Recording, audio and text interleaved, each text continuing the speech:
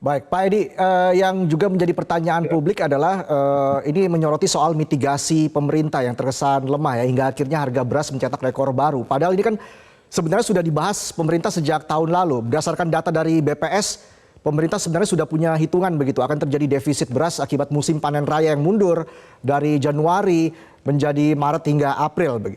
Respon istana seperti apa, Pak Edi? Kok bisa mitigasi? Lah ya ada lah. Lah, bantuan beras itu kan salah satu respon terhadap tingginya harga beras. Karena kan untuk menurunkan itu kan tidak mudah ya karena terkait dengan supply dan demand. Karena bagaimanapun juga kalau produksinya memang sedikit, sulit itu yang bisa ditahan supaya tidak terus naik. Nah, caranya bagaimana? Ada dua. Yang pertama yaitu dengan dulu disering disebutnya sebagai operasi pasar.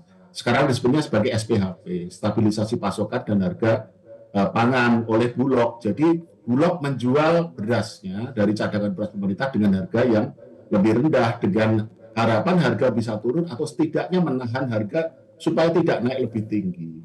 Itu salah satu mitigasinya. Mitigasi yang lain adalah dengan bantuan pangan atau beras supaya meskipun harganya itu tinggi, tetapi saudara-saudara kita yang katakanlah kemampuan ekonominya terbatas, itu masih bisa makan dari beras bantuan pemerintah. Jadi kalau dibilang kurang mitigasinya, ya enggak lah. Karena kebijakan SPHP, stabilisasi pasokan dan harga pangan, dan bantuan beras itu adalah bagian dari mitigasi yang dilakukan oleh pemerintah. Gitu. Dan seperti yang Anda bilang tadi, dari tahun kemarin kita sudah mengantisipasi bahwa hal seperti ini akan terjadi. Dari tadi juga saya sudah sampaikan, sampai Februari kita masih defisit, jadi harga masih relatif tinggi. Nanti Maret, mudah-mudahan prediksi dari teman-teman Kementan benar bahwa kita mulai surplus, sehingga kita harapkan harga mulai turun. Jadi kalau dibilang tidak ada mitigasi, ya enggak lah. Jelajahi cara baru mendapatkan informasi. Download Metro TV Extend sekarang.